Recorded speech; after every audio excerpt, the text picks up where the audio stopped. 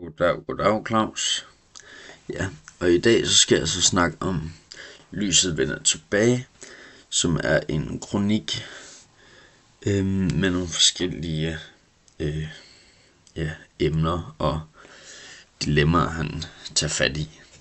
Jeg har lige pointeret det på næste slide, nu er lige sådan her.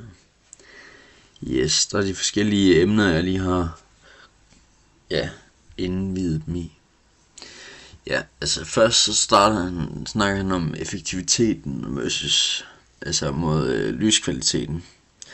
Og det er så det eksisterende lyskilder som glødepærer har ineffektivitet, mens nye teknologier som LED er mere energieffektive. Og udfordringen ligger i at opnå både energibesparelse og høj kvalitet af lys i moderne lyskilder.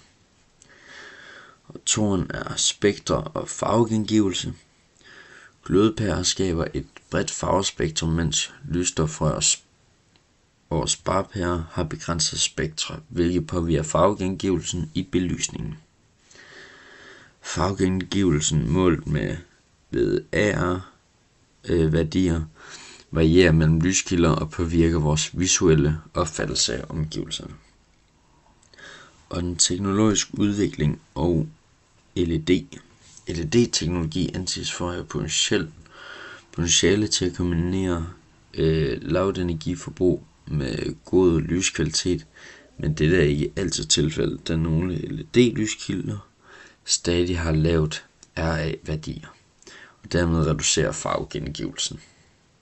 Og den fjerde, det er energibesparelse kontra farvegengivelsen. En af de centrale dilemmaer er valget mellem energibesparelse og farvegengivelse, da nogle af energibesparende lyskilder ikke kan genskabe den fulde farvepalet. Og den teknologiske udvikling og lysstofrør og LED har jeg taget fat i. Starter med at snakke om varmestråling, og en glødepære har ligesom solskin et RA-tal på 100, og hvilket betyder perfekt farvegengivelse. Og et lysstofrør ligger på RA 80, hvilket ikke er rigtig godt. Det samme gør mange af de LED-pærer, man kan købe i dag. Men du kan få nogle LED med en RA på 93, som er bedre, men man skal lede efter dem.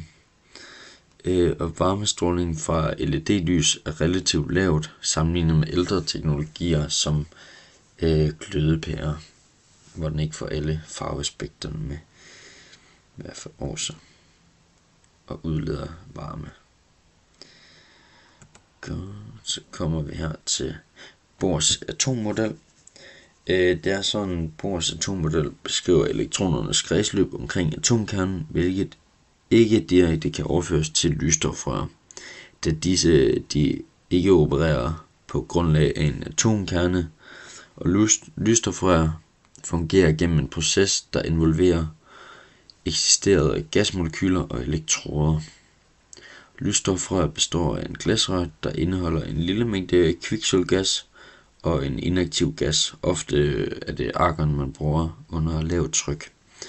Når en elektrisk strøm passerer gennem lysstofrøret, ioniseres kviksølvet, og elektronerne hopper til højere energiniveauer. Når disse elektroner vender tilbage til lavere energiniveauer, frigives fotoner, hvilket resulterer i ultraviolet lys. Og det ultraviolette lys er ikke synligt for det menneskelige øje, så derfor er der en fosforbelægning på indersiden af lysstofrøret, som konverterer det UV-lys, der produceres af kviksølvionisering, til synligt lys. Og denne proces skaber det lys, som vi ser, når vi tænder et lysstofrør. Således er lysproduktionen i lysstofrøret baseret på kviksølvionisering og fosforbelægning, og denne mekanisme adskiller sig fra Bohrs atommodel, hvor det er med elektronerne, der hopper op og ned fra energiniveau til et andet. Så har jeg den hedder emissionsspektret for lysstrålet.